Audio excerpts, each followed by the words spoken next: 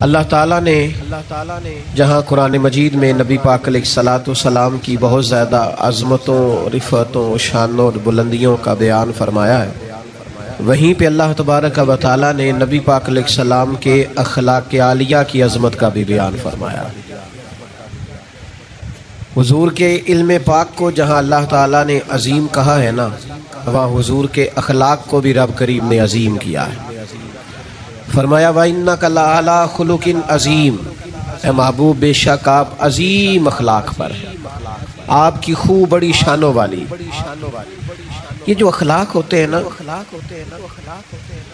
اس کا ایک ترجمہ رویے بھی ہے، اس کا ایک ترجمہ عادات بھی ہے، اس کا ایک مفہوم ہماری باطنی کیفیات بھی ہے۔ بعض لوگ یہ سمجھتے ہیں کہ شاید صرف میٹھا بولنے کا نام اخلاق ہے، یہ بھی اخلاق کا بہت بڑا حصہ ہے، لیکن فقط میٹھا بولنا اخلاق نہیں۔ میٹھا لوگ اپنے مطلب کے لیے بھی بولتے ہیں، کام نکلوانے کے لیے بھی بولتے ہیں، کسی کو شیشے میں اتارنے کے لیے بھی بولتے ہیں۔ فقط میٹھا بولنا اخلاق نہیں، بلکہ سچ بولنا اخلاق ہے۔ جو انسان کے باطن میں ہو وہی اس کے ظاہر میں ہو، یہ اخلاق ہے۔ حلم، بردباری، درگزر، محبت، خلوص، خیر خواہی، لوگوں کی بھلائی چاہنا، یہ ساری چیزیں اخلاق ہیں۔ نبی اکرم صلی اللہ تعالی علیہ وسلم نے ارشاد فرمایا کہ میں دنیا میں جو آیا ہوں تو میں مکارم اخلاق کی تکمیل کرنے کے لیے آیا۔ نبی پاک علیہ الصلاۃ والسلام نے جتنے حسین اور اعلیٰ اخلاق تھے ان سب کی تکمیل فرما دی، اور حضور علیہ الصلاۃ والسلام نے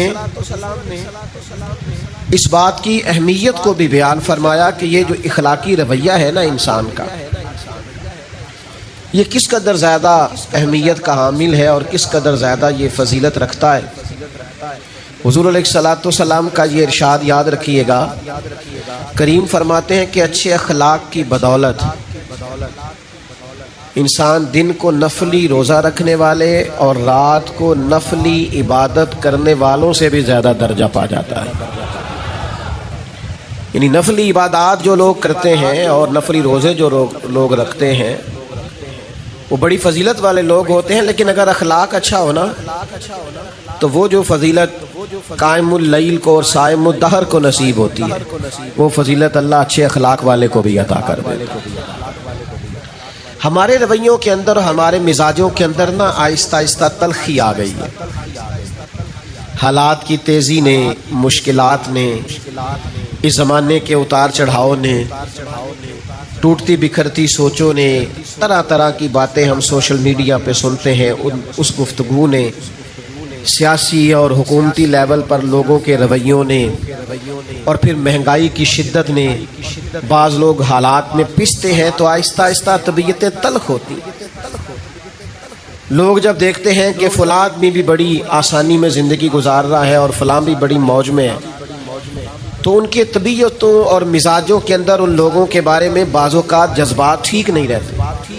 حالات انسان کے رویے کو تلخ کرتے ہیں، لیکن میرے دوستو ہمیں یہ سمجھنا ہوگا، ہمیں یہ غور کرنی ہوگی کہ سب سے سخت ترین حالات اگر کسی نے دیکھے ہیں تو ہمارے نبی کریم علیہ السلام نے دیکھے۔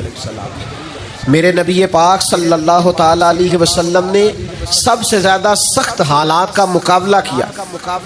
حالات کی شدت، وہ اپنے جو کل تک صادق اور امین کہتے تھے، انہیں جب بتایا کہ میں اللہ کا رسول ہوں تو ان کے رویوں کے اندر تلخی، ان کے لب و لہجے کے اندر شدت، ان کا مخاصمانہ مخالفانہ انداز، اس سب کو محبوب برداشت کرتے، اور اس سب کے ہوتے ہوئے بھی حضور مسکراتے۔ اس سب کی موجودگی میں بھی نبی پاک علیہ السلام کے چہرہ نور پر مسکراہٹ رہتی۔ آپ کبھی غور فرمائیں نا، مکہ مکرمہ کے 13 سال کیا سخت مخالفت کی کفار نے، پھر حضور مدینہ طیبہ میں آ گئے تو کبھی بدر کی جنگ ہے، کبھی احد کی جنگ ہے، کبھی خندق کا معرکہ ہے، کبھی کافروں کی سازشیں ہیں، کبھی منافقین کی شرارتیں، یہ سارے دکھ بھی محبوب نے دیکھے۔ آپ کی ولادت مبارکہ سے پہلے والد گرامی وصال کر گئے۔ عمر مبارک ظاہری طور پر زیادہ بڑی نہیں ہوئی تھی کہ والدہ تشریف لے گئیں۔ دادا پیار کرتے تھے، رخصت ہو گئے۔ محبت کرتے تھے چچا، ایک وقت پر وہ بھی داغے مفارقت دے گئے۔ وفادار اور پیار کرنے والی زوجہ جناب خدیجہ بھی بچھڑی۔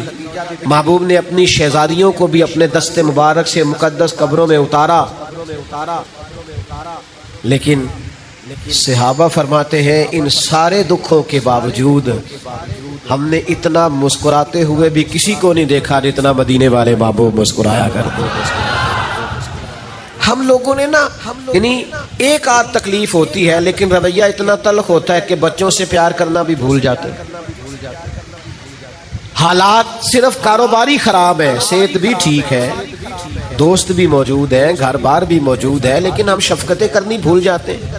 ایک آدھ تکلیف کو، ایک آدھ دکھ کو، ایک آدھ پریشانی کو سر پہ سوار کر کے سارے اخلاقی رویوں کو دفن کر دیں گے، ساری چیزوں کو ملیا میٹ کر دیں گے۔ اور کچھ لوگ ایک بڑا زبردست فلسفہ بھی ہم نے بیان کرتے ہوئے دیکھیں، وہ کہتے ہیں جی میں چونکہ بندہ کھرا ہوں لہذا میں تلخ ہوں، میں سچ بولتا ہوں اس لیے لوگوں کو کڑوا لگتا ہوں۔ تو میں نے کہا جناب سچ نہیں کڑوا، آپ کا رویہ ہی کڑوا ہے۔ سب سے زیادہ سچ رسول رحمت نے بولا ہے، پر اتنا میٹھا کر کے بولا ہے کہ لوگوں کی روحوں تک اتر گیا ہے۔ آپ کا انداز ٹھیک نہیں ہے اور آپ ایک نیا فلسفہ گھڑ رہے ہیں۔ لب و لہجے میں حسن ہو، خوبصورتی ہو، تکلیفیں آئی جاتی، حضور علیہ السلام نہ گزر رہے ہیں۔ یہ صحیح بخاری میں حدیث ہے۔ سرخ دھاری دار چادر محبوب پاک نے مقدس کندھے پہ رکھی ہوئی۔ حضرت انس بن مالک رضی اللہ تعالیٰ عنہ حدیث کے راوی، وہ فرماتے ہیں کہ حضور گزر رہے تھے تو پیچھے سے ایک بدو آیا، تو اس شخص نے نا پیچھے سے پکڑ کے چادر مبارک کو کھینچا، تو فرماتے ہیں میں نے خود دیکھا حضور کی مقدس اور نازک گردن پر نشان پڑ گیا، تکلیف دی اس نے۔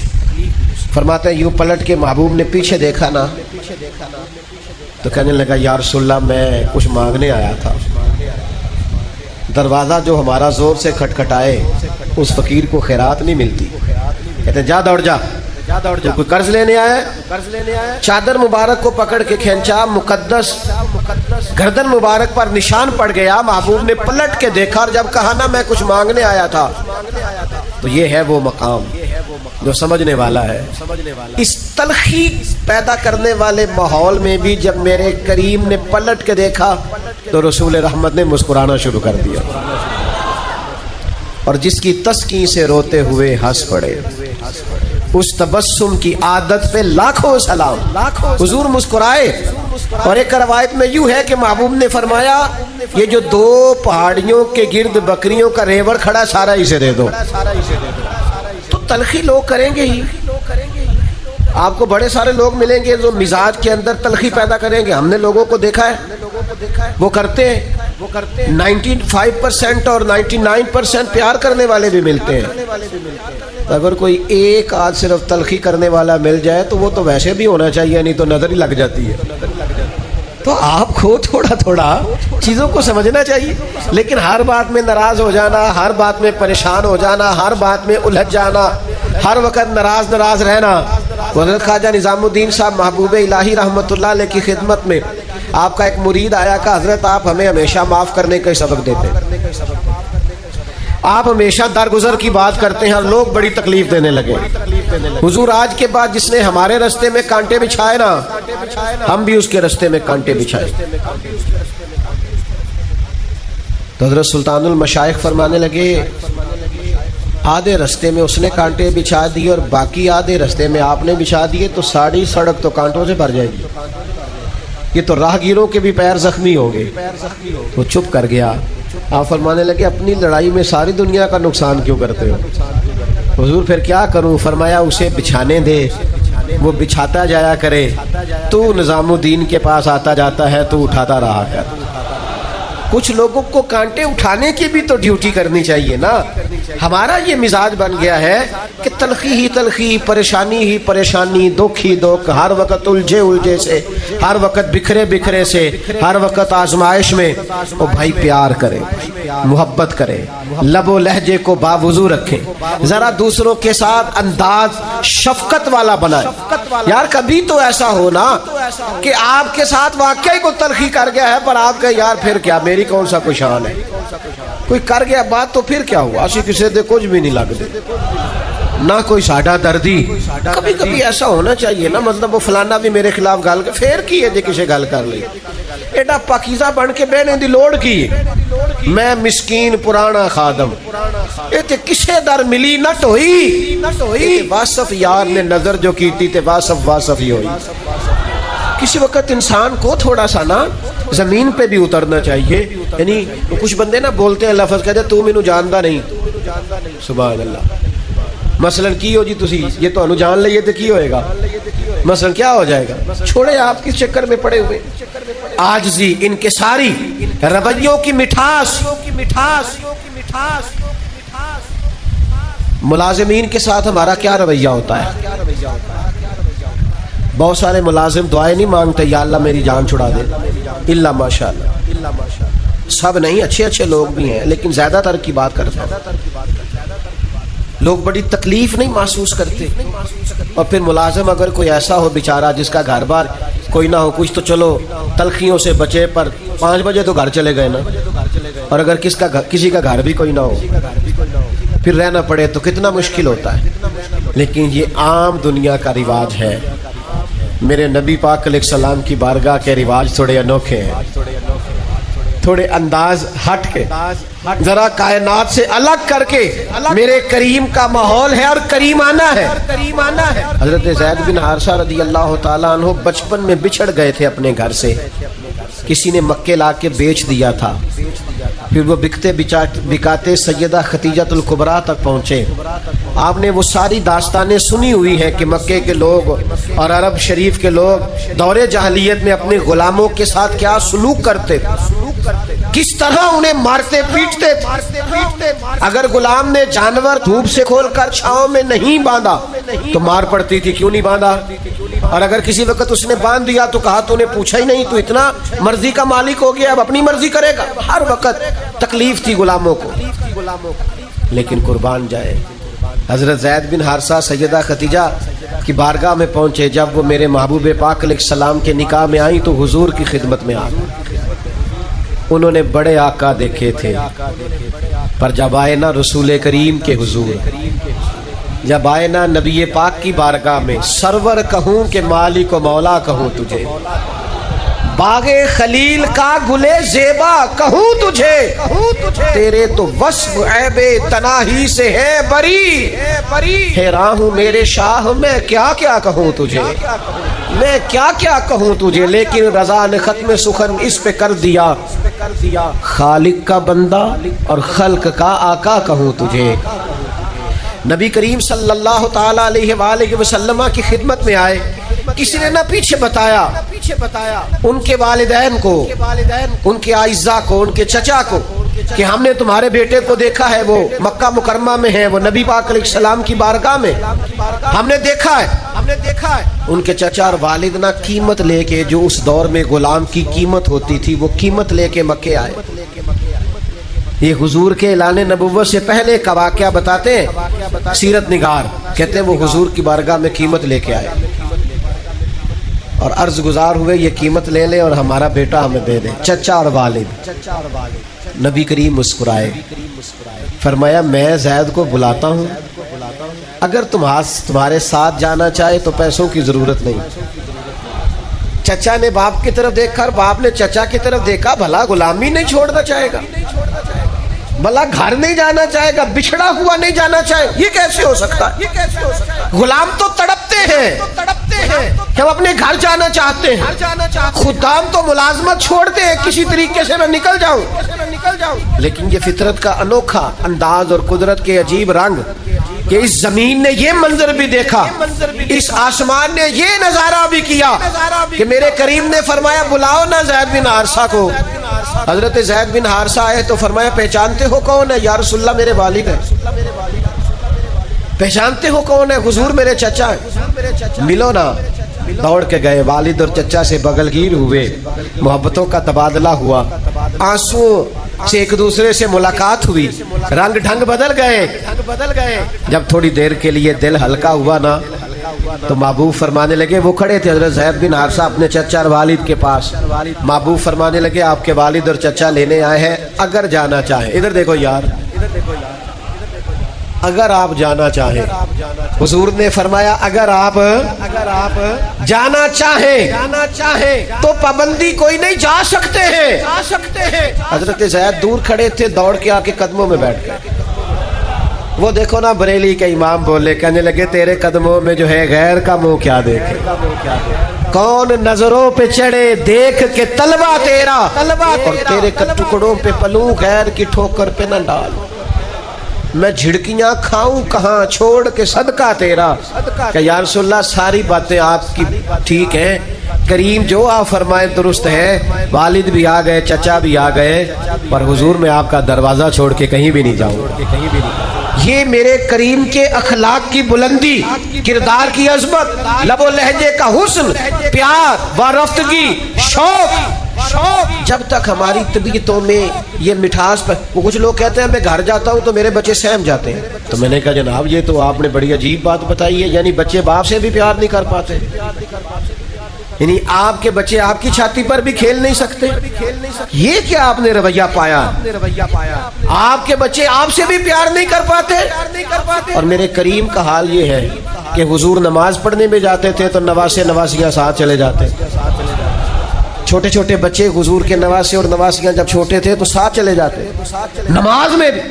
भाई इतनी जल्दी रवैयों को तलख करना, नाराज रहना, परेशान रहना, हर वक्त शिकवे करना, हर वक्त दुख ही सुनाना।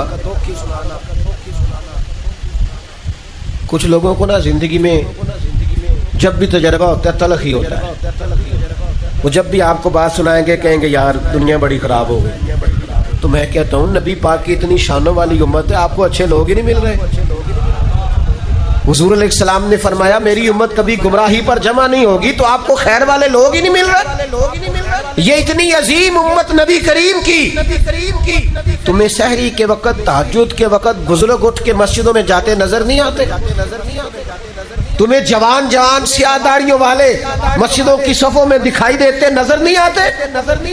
ये सैलाब आया है, किस तरह जवानों के जज्बे हमने देखे हैं, लोग निकले हैं, हम हाजिर हैं, हमें बताए। ये फलस्तीन पर जुल्म हो रहा था, मेरे पास नौजवान आया और रो के कहने लगा, पीर साहब बताए मैं क्या कर सकता हूँ उनके लिए, हर चीज हाजिर है। आपको ये निखरे हुए जज्बे नजर नहीं आते? हर वक्त तलख तलख बातों को याद करना है, हर वक्त दुखों को याद करना है। छोड़ो, हर वक्त ये चीजें याद नहीं करते। कभी कभी सारा कुछ भूल के या खुदा की रहमत को याद करें या मदीने वाले के करम को याद करें।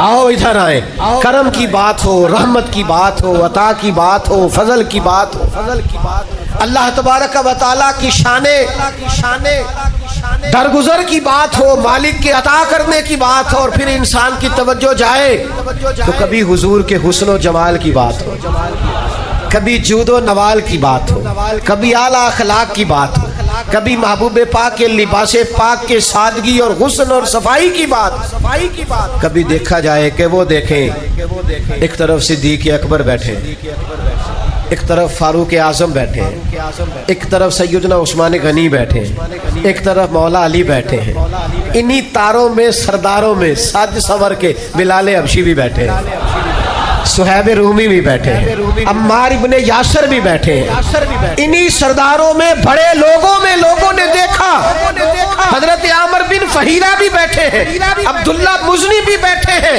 ये चमकता दमकता रंग, जब हुस्न था उनका जलवा नुमा, तो दीदार का आलम क्या होगा?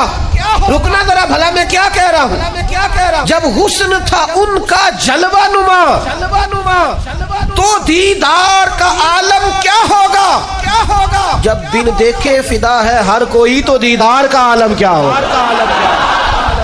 तू अजय मेरा महबूब नहीं डिठा, और जब बिन देखे फिदा है हर कोई।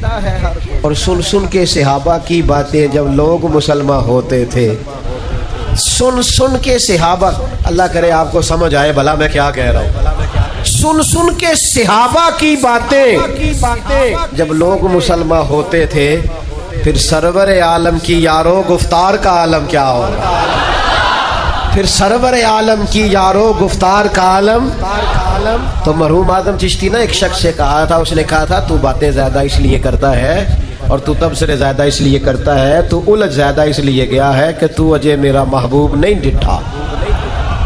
جنوں ویخ کے چن شرماوے جے رکھے ہاتھ پھلاں وچ، ہاتھ پھلاں دا مان وداوے، ہاتھ پھلاں دا مان وداوے. جے کدی جاوے سیر گلشن دی تے ترتی لف لف جاوے. میرے محبوب کے جلوے تو نے ابھی دیکھے، مکھ چند بدر شاہ متھے چمک دی لاٹ. اب میں آپ کو وہاں کیسے لے کے جاؤں کہ تسی توڑ گولڑا شریف ہی پہنچ جاؤ، پر وہ بات کیسے کروں؟ مکھ چند بدر شاہ پیر صاحب کو جب زیارت ہوئی نا، میرا تو یہی نظریہ ہے، جب انہیں زیارت ہوئی نا تو انہوں نے ایک زلف مبارک کو پیشانی پہ دیکھا. جب انہیں دیدار ہوا تو اپنی کیفیت بیان کرتے کہتے مکھ چند بدر شاہ شانی ہے، متھے چمک دی لاٹ نورانی ہے، او دی کالی زلف تے اکھ مستانی ہے، تے مخمور اکھی ہیں مد بھریاں. اچھا خود ہی بات سنا کے نا شعر تو خود ہی کہنے لگے سبحان اللہ، ما اجمالہ کا، ما احسانہ کا، ما اکمالہ کا. اور پھر اپنے آپ کو سمجھاتے کہتے ہیں کتھے مہر علی، کتھے مہر علی، کتھے تیری ثنا، کتھے مہر علی، کتھے تیری ثنا. لیکن رضا نے ختم سخن اس پہ کر دیا، کتھے مہر علی، کتھے تیری ثنا. یہ مشتاق اکھیں کتھے جا لڑیاں. وہ میرے عزیز رسول پاک کے اخلاق میں جب کھو جاؤ گے نا، جب کھو جاؤ گے نا، یہ تو دیکھنا نا، یعنی عمار ابن یاسر غلام ہیں، سیدنا خالد بن ولید بہت بڑے سپہ سالار ہیں، شکر رنجی ہو گئی. تو یہ ذرا غلاموں کی تائید کرنے کا رنگ دیکھنا. شان جناب خالد ابن ولید کی بھی خود سرکار نے بیان کی کہ یہ سیف اللہ ہیں، لیکن نبی پاک نے فرمایا اگر کسی نے میرے عمار سے بغض رکھا نا تو رب رسول کو ناراض کرے گا. یہ ذرا دیکھو نا غلاموں کی شان کیسے بلند ہوئی، یہ دیکھو نا غلاموں کے انداز کیسے بلند ہوئے. حضرت خالد ابن ولید فرماتا ہے مجھے اللہ کی قسم جب محبوب نے اس غلام کو یہ شان دی تو میرے لیے عمار ابن یاسر کی رضا سے بڑھ کر کوئی اور چیز نہیں. وہ دوستو نبی پاک کے اخلاق کا. اور پھر دیکھو ہمارے ہاں بھی لوگ معاف کرتے ہیں، لیکن جب بدلہ لینے کی طاقت نہیں نہ ہوتی اللہ ماشاءاللہ کہتے جا میں نے معاف کیا، اور میرے نبی نے بھی معاف کیا. 10,000 کا لشکر، پورے مکے کے چاروں جانب اللہ اکبر کی صدائیں، محبوب تشریف لائے تو دبدبا ہے، تن تنا ہے، ولولا. صحابہ کے اندر پورا ایک جوش ہے، حضور تشریف لے آئے، مکہ فتح ہو گیا. وہ جو کل تک بڑی تکلیف دیتے تھے ان کی گردنیں جھکی ہوئی ہیں، حضور کے سامنے بیٹھے اور کچھ کھڑے ہیں گردنیں جھکائے.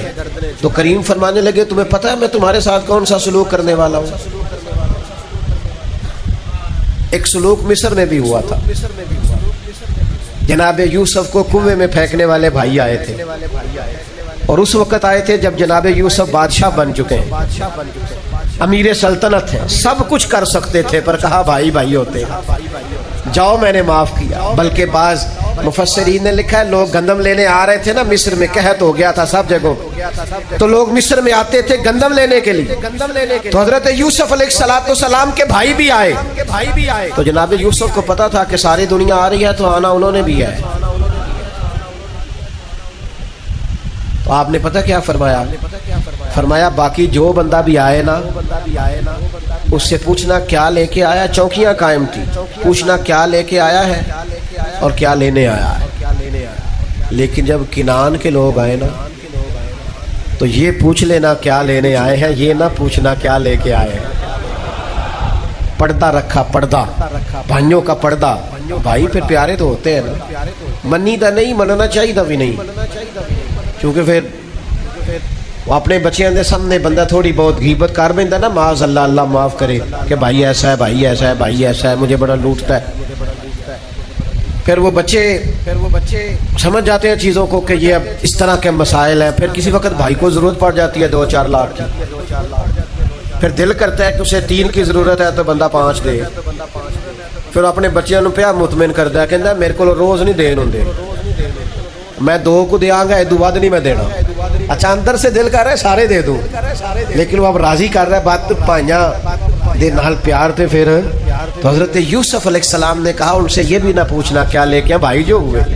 یہ سنو نہ ذرا, نبی پاک صلی اللہ علیہ وسلم نے اہل مکہ سے فرمایا پتہ ہے میں تمہارے ساتھ کیا سلوک کرنے والا ہوں؟ یا رسول اللہ کون سا؟